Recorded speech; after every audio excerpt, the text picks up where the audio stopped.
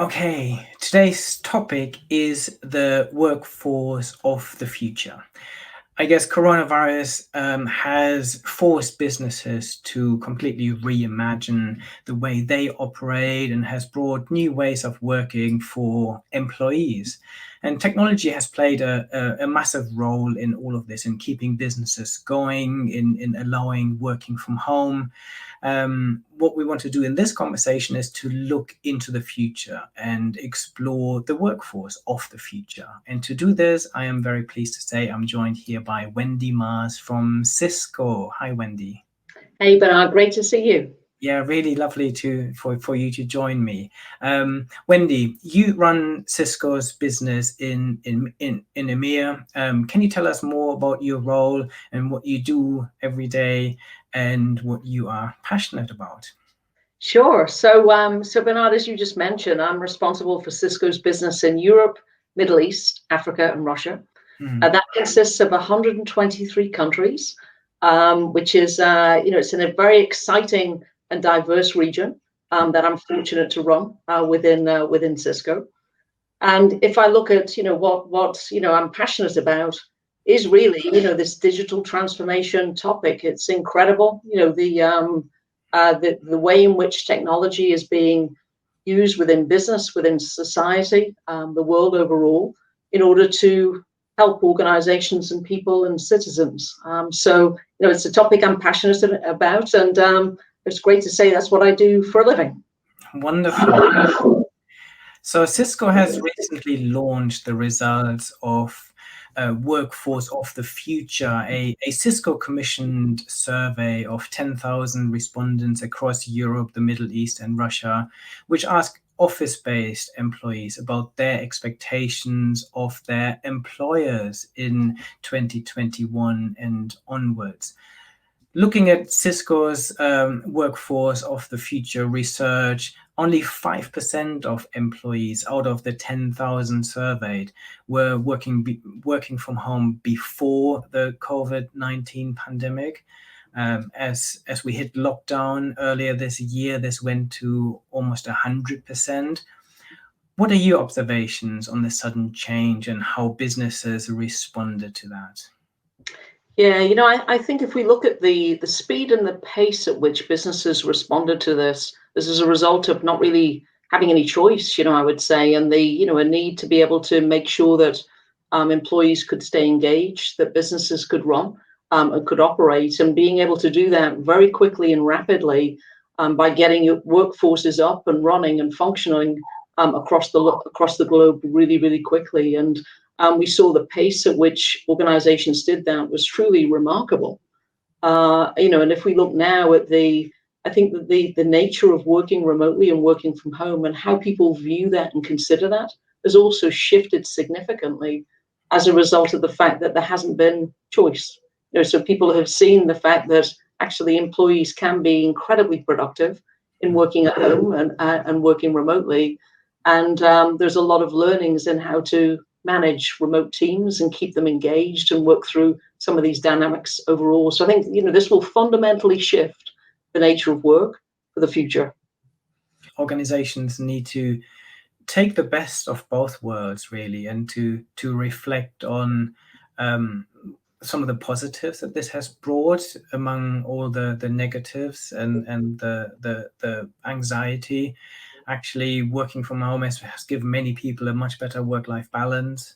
I think, as you said, what is really important is that employers now look very honestly at the setups that their employees have at home. I think because of necessity, everyone was forced to work from home. But I see that the reality that I'm seeing is lots of people sit on the kitchen table on not very comfortable chairs. So I think it's really important to create this environment where businesses are as caring about their employees as they would be in their own offices, and make sure that they have the right environment. And It's hugely important. And, one other thing I would say on this is, it's a case of with some individuals I've spoken to, some leaders, they've said, well, I didn't necessarily believe in work from home before. And if, colleagues would say I'm working from home, there would be a trust thing of, are you really? Are you doing something else? And again, all of that has shifted dramatically into confidence and a trust in work from home is truly teams are working and they can do that to the same level of quality and caliber, maybe even better remotely, as well as in an office environment. I think that businesses have realized that they can trust their employees, that they're working hard, and in many cases harder than ever before, because they don't waste their time commuting, they don't waste their time on office chit chat. On the other hand, there's a challenge with, I guess, organizational culture. I think this is something I'm hearing a lot, that organizations are saying, hey, how do we maintain this great culture that we have in our organization if people don't have this opportunity to see each other? And Agree. and at the same time, culture is changing as we speak, because with remote working comes a change in culture, and I think that it also offers new opportunities. Yeah, and and if you touched on just before this element around productivity, the productivity of people. I mean, certainly I know that we experienced this within Cisco. Went through the roof at the beginning of the dynamic of no more commute time. People highly available, maybe too available, and an expectation on teams to be always there because everyone knew everyone was in their home. But having a balance is really, really important for all of us, and for having that time to have some time to think, manage your diary rather than have it manage you, and take the time to go for a walk and all of those other things as well is incredibly important in all of this too. And I think that's some learnings that we've all gone through, which will be important as part of these hybrid models as we move forward. In terms of skills, then, what do you see are some of the implications? And do you feel that governments have a role to play in all of this? Because I think as our culture shifts, as our workforce and the way we work shifts, there has to be implications on skills, right? Oh, big time. And if I look, is there an expectation on government? I would say that there is. If we look at with country agendas, as we all become more accelerated from a digitization perspective, skills is a incredibly important part of that agenda. I would say making sure that individuals are familiar and capable with the knowledge and being armed with that they need to be able to run and to operate remotely. If you look at some of the stimulus funding that we're seeing, for sure that will become available across the EU, and how that will be being leveraged, skills and digital skills is a critical part of that, which I'm delighted to see, and will be incredibly important for all of us as we move forward. Likewise, if you think about having that dependency on highly available connectivity as well, independent of the location in which you are into. So there will be a big dependency there for people to be able to have an enterprise class level of capability, whether they're in an office or remote as well. The expectation of the user, you and I, will be very high as well on that. What I see happening is that um, what I've seen already happening is that people have been on a massively steep learning curve when it comes to just things that we're doing here, being on a video call and live streaming things and so on. I regularly teach at different universities, for example, and I feel that I can now deliver a training course very similar to what I did before, where we have little breakout sessions where all of this is possible and has just been fast tracked. So I think the key is that employees are able to keep up with some of those technical developments, because what I'm seeing is that this is not going to slow down. This is only going to further accelerate, and new technologies from cloud computing to 5G to augmented reality and others will come in and further transform our workplaces and how we operate. So I think it's really important that employees stay up to date and understand that they need to develop those skills to be able to use those technologies. And at the same time, organizations need to provide this environment for people to have this training. And the beauty is that many of these training courses can now be delivered on demand online for very little money. So I think that it's a fantastic environment for people now to, if they get the right balance, to educate themselves and improve their skills.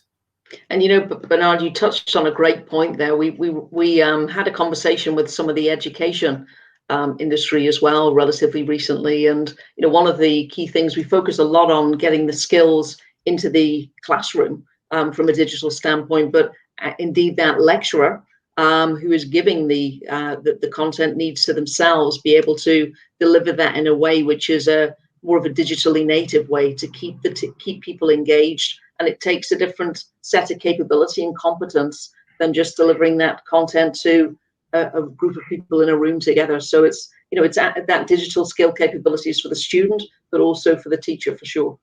Um, Reflecting on the research and the role of technology, then, what do you think the future will bring in terms of the workforce and technology in the workspace?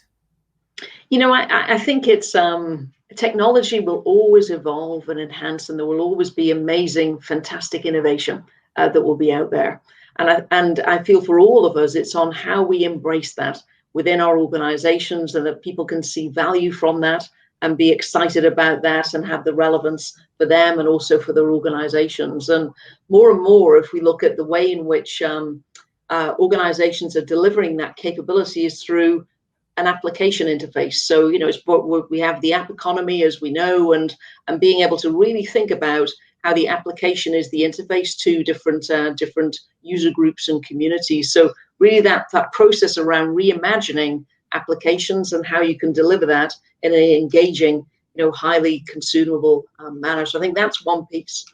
Security has always been top of mind, I think, for all of us as we think about, as you connect more things, that you need to be cautious and careful from a secure standpoint. So embedding that from a capability perspective will continue to be critical, and will be critical for many, many years as we move forward. And you mentioned around consumption a little bit earlier, Bernard, with the way in which we all want to consume will be in an agile, adaptive, as a service, cloud-based manner.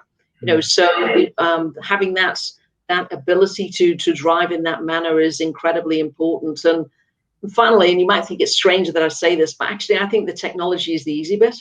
It's the culture, and how we use the technology in a way that is enhancing the culture and empowering our teams within organizations will be really critical for us. And as long as we keep that connected with the technology, we'll be in an amazing place and being able to continue to drive the transformation.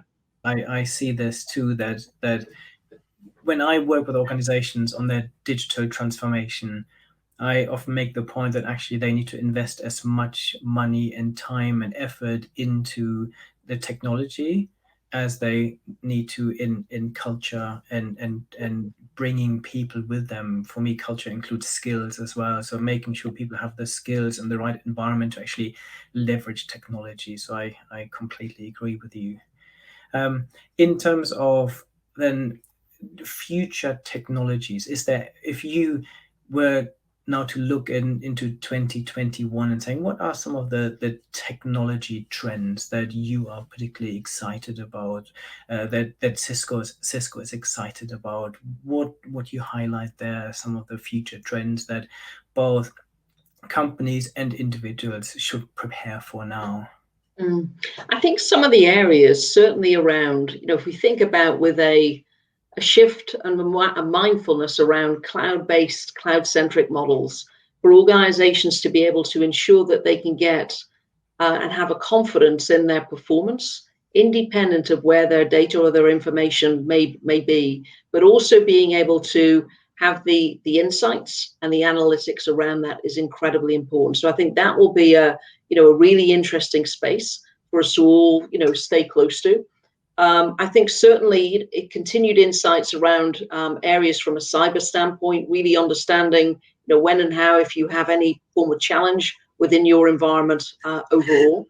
Those would be two spaces I would call out, Bernard. And there'll be areas which continue to intrigue us all around AI, machine to machine, and all of those pieces as well, and really drilling into the relevance for the business and moving towards how do you get business outcomes that are specific to organizations. So this is where the use case will be king, and making sure it's not just cool tech for the sake of cool tech, It's with, really driving to help businesses to continue accelerating that digital transformation and help them with their business outcomes. This is such a good point to come to an end here. I think for me, it always has to be about business outcomes. It has to be about thinking about your customers and how you can deliver a better product, and then making sure your employees are in the right environment to deliver what your customers want. And if you can then use technology to do both of those things, I think your business will be in a great position.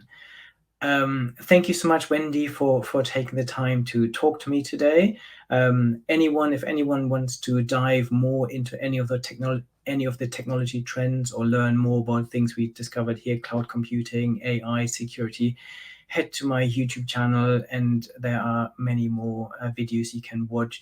Listen to my podcast, where you can find lots more insightful conversations, or have a look on my website at bernardmar.com, where you can find hundreds of articles.